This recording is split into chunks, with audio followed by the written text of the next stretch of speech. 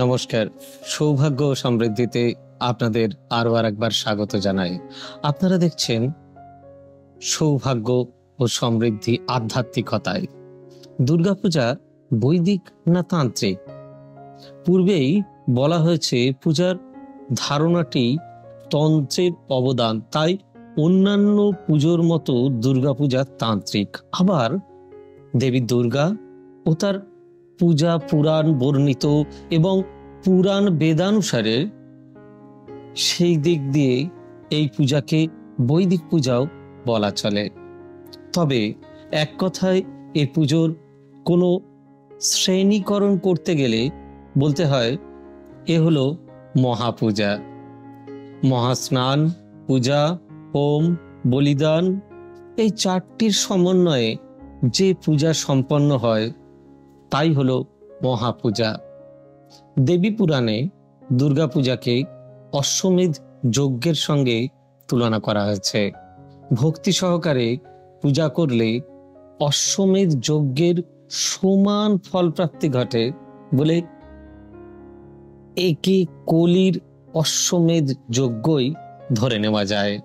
আবার প্রাচীন বেদান্তে স্বরূপ উপাসনা, সম্পদ উপাসনা ও প্রতীকোপাসনা, এই যে ত্রিবিধ উপাসনার কথা বলা হয়েছে তার মধ্যে দুর্গা মূর্তি পূজা বা প্রতিমা পূজা ঠিক প্রতীকের পর্যায়ে পড়ে না। জনৈক সমালোচকদের ভাষায় মায়ের পূজা সম্পদে প্রতীকে মিশ্রিত। দুর্গা বিশ্ব মাতা, জগতং ধাত্রী। দুর্গার মূর্তি ভাবময়ী মূর্তি, পূজাও ভাবের পূজা।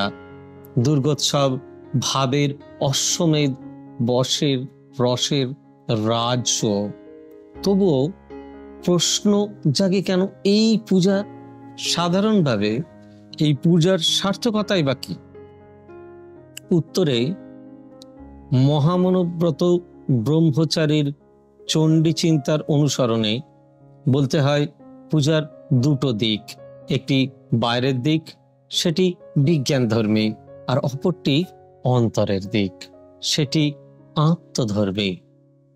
বাইরের দিক থেকে পূজা একটি বিজ্ঞানসম্মত পন্থা বিশেষ, আর অন্তরের দিক থেকে পূজা এক আত্মবেশী, আত্মধর্মী, প্রেমপূর্ণ, সমপর্ণ বিশেষ। পথটির উদ্দেশ্য বা মহাশক্তির সঙ্গে ব্যক্তি সত্তার সম্বন্ধ স্থাপন। দ্বিতীয়টি যেন মায়ের সঙ্গে সন্তানের যে চির সম্বন্ধ তারই পুনঃপ্রতিষ্ঠা। দেবীর অনুগ্রহে রামচন্দ্র রাবণকে বধ করে মহাবিপদ থেকে উদ্ধার পেয়েছিলেন এবং সীতারূপী মহাসম্পদ তিনি লাভ করেছিলেন। কিন্তু আমাদের তাতে কি? আমরা দেবীর বোধন ও পূজা করে কোন বিপদ থেকে উদ্ধার পেতে পারি? আমাদের কি মহাসম্পদ লাভ করতে পারি? উত্তরে বলা যেতে পারে তিনি পূজক, তিনি শ্রীরামের ভূমিকায়। সংসার সারাশ্রমী সাধারণ নরনারীর দারিদ্র্যই মহাবিপদ, ঐশ্বর্যই মহাসম্পদ। জীবনযাত্রায় যুদ্ধ, এই যুদ্ধে জয়লাভ করে মহাবিপদের হাত থেকে অব্যাহতি পেয়ে মহাসম্পদ লাভ মায়ের অনুগ্রহেই হয়ে থাকে। অর্থাৎ এটাই স্মরণীয় যে দারিদ্র, দুঃখ, ভয় হারিণী তিনি হচ্ছেন মা চণ্ডী। যারা যোগী সাধন করেন তারা সমস্ত বিষয়ের মধ্যেই তাদের মহাবিপদ, মুক্তি লাভ, মহাসম্পদ এই সবগুলোকেই লাভ করতে পারেন। এই জগজ্জননীর অর্চনায় জয় লাভ করেন তারা তারা তারা কি হন? তারা ভয় থেকে মুক্তি পান। তারা যুক্তি, সুখে দুঃখে ডুবে থাকেন। স্মরণীয় হয়ে থাকেন। জ্ঞানার্জনের, জ্ঞান মার্গের সাধক, মহাবিপদ, ব্রহ্মজ্ঞানী, পরম ধর্ম, পরম ধন, মহাদেবীর আর্চনায় সাধন যুদ্ধে তারা জয়লাভ করেন। কারণ জগজ্জননী নিজেই মুক্ত, নিজেই ব্রহ্ম জ্ঞান স্বরূপিণী, তার ভক্তিপথের উপাসক। তাই তিনি তাদের ভক্তি রূপিণী সীতা দেবীকে চুরি করে নিয়ে কি করেছেন? অপরাধ করেছেন রাবণ, এবং বেদনা তাদেরকে বেদানতুর করে তোলে।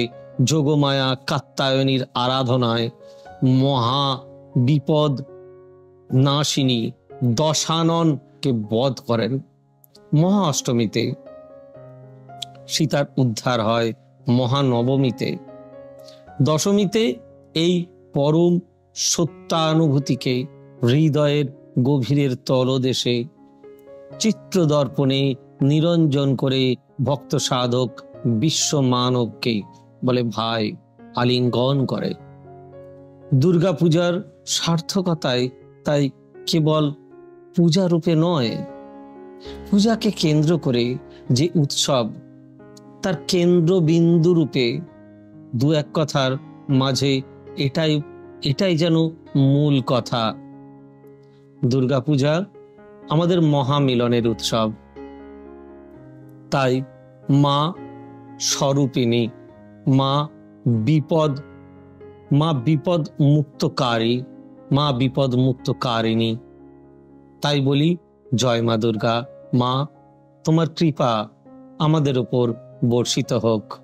আমরা সবাই যেন তোমার কৃপাতে ধন্য হয়ে যায়। সবাই ভালো থাকুন, সুস্থ থাকুন। আর আমাদের প্রোগ্রাম কেমন লাগলো অতি অবশ্যই জানাবেন। যদি ভালো লাগে অতি অবশ্যই লাইক, শেয়ার, কমেন্ট করতে ভুলবেন না প্লিজ। আপনারা সকলে ভালো থাকুন, ঈশ্বর মঙ্গল করুন। নমস্কার।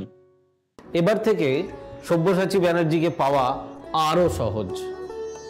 আপনারা অনলাইন বুকিং করতে পারেন একটা সুন্দর নাম্বার দিয়ে, 9734454545। আপনারা পাবেন ফেসবুক, ইউটিউব এবং ইনস্টাগ্রামে। আপনাদের চোখ থাকুক সৌভাগ্য ও সমৃদ্ধিতে। চোখ রাখতে পারেন আমার ওয়েবসাইটে www.astrosabbyasachi.com।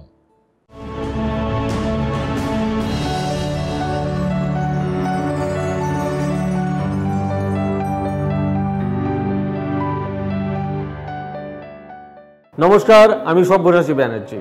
আপনাদের অনেক দিনের দাবি লাইভ প্রোগ্রামের, হ্যাঁ আবারও আপনাদের দাবি মেনে CTVN চ্যানেলে, ঠিক শুনেছেন, CTVN Calcutta television network private limited CTVN চ্যানেলে প্রতি রবিবার রাত্রিবেলায় 8টার সময় লাইভ দেখুন। আমার পুরনো দিন, পুরনো সময়, এর আগেও যতদিন আমি CTVN-এ প্রোগ্রাম করেছি আপনারা জানেন রবিবার রাত্রিবেলা 8টা ছিল আমার সময়। সেই সময় আপনাদেরকে আবার ফিরিয়ে দেওয়া। দেখা হচ্ছে রবিবার রাত্রিবেলা 8টায় CTVN চ্যানেলে।